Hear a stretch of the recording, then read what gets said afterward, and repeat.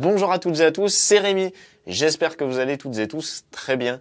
Aujourd'hui, on continue sur le SPDSX sur notre lancée puisque dernièrement, j'ai reçu pas mal de questions au sujet de ce magnifique appareil et je vais vous montrer comment enclencher le mode Start and Stop sur votre SPDSX pour vos séquences, c'est-à-dire play lorsque vous tapez une première fois et stop lorsque vous tapez une deuxième fois sur votre pad. Pour éviter du coup ce fonctionnement par défaut très relou où le SPDSX va lancer votre séquence en boucle par-dessus la première séquence déjà lancée et ainsi de suite jusqu'à ce que vous créez une cacophonie pas possible, eh bien il vous suffit de changer quelques paramètres dans le menu de votre pad et je vais vous montrer ça de suite. Quand vous êtes sur votre kit en question qui vous intéresse avec votre séquence déjà importée sur le pad qui vous intéresse, moi en général les séquences pour éviter de les déclencher accidentellement, je vous recommande de les mettre sur les pads 1, 2 ou 3, c'est-à-dire les 3 pads en coin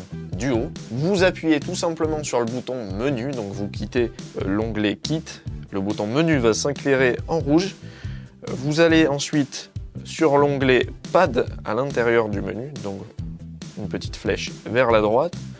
Vous faites pad, enter, entrée pour les plus français d'entre nous. Ensuite, vous arrivez sur votre pad. En bas de l'écran, vous avez 3 boutons qui vous permettent d'alterner entre l'onglet main, mode et sub. Vous appuyez sur le bouton du milieu pour entrer dans l'onglet mode. Vous vérifiez bien à ce moment-là, pour pas régler pour rien, que votre pad 1, 2 ou 3, peu importe lequel d'ailleurs, soit bien sélectionné. Donc au besoin, vous pouvez retaper dessus à la main ou avec une baguette pour les pads du haut qui sont un peu moins sensibles au contact manuel. Et là, le réglage à adopter du coup pour éviter justement ce fonctionnement d'empilement de couches et passer en mode Start and Stop, c'est tout simplement de descendre tout d'abord sur la ligne Trick Type. Donc c'est la deuxième ligne en dessous de Loop et vous passez le Trick Type en mode Alt. Par défaut, ce sera en mode Shot. Vous le passez donc en mode Alt. Et ce mode Alt, justement, c'est de ça dont il s'agit, le fameux Start and Stop. Appuyez une fois pour lancer, appuyez une deuxième fois pour arrêter. Vous pouvez d'ores et déjà me remercier dans les commentaires. Et moi, je vous dis de rien, avec grand plaisir. Tant que vous êtes là, je vous recommande de désactiver juste au-dessus le mode Loop, c'est-à-dire le mode boucle.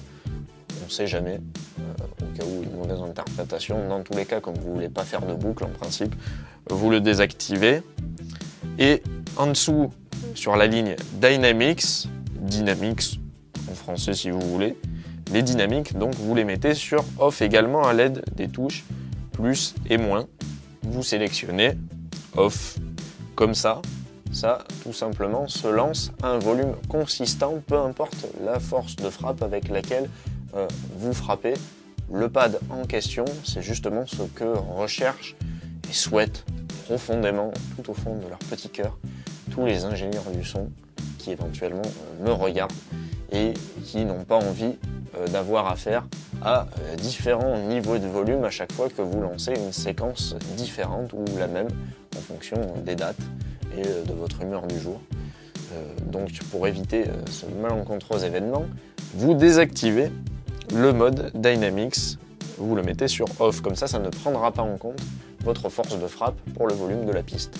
Et vous pouvez en toute sécurité lancer votre séquence qui se lancera au même volume que tous les autres soirs. Et tant qu'à faire, pour économiser de la ressource sur le processeur, si j'ose dire, de l'appareil, j'aime bien passer mes séquences en mode mono. Vous pouvez le laisser en mode poly, mais c'est pas utile. Franchement, passez-le en mode mono, ce qui fait que tous ces réglages, une fois appliqués, c'est-à-dire première ligne, loop sur off, trick type sur alt et dynamics sur off, plus poly mono sur mono, eh bien ça va vous mettre sur la ligne template, ça devrait vous afficher phrase.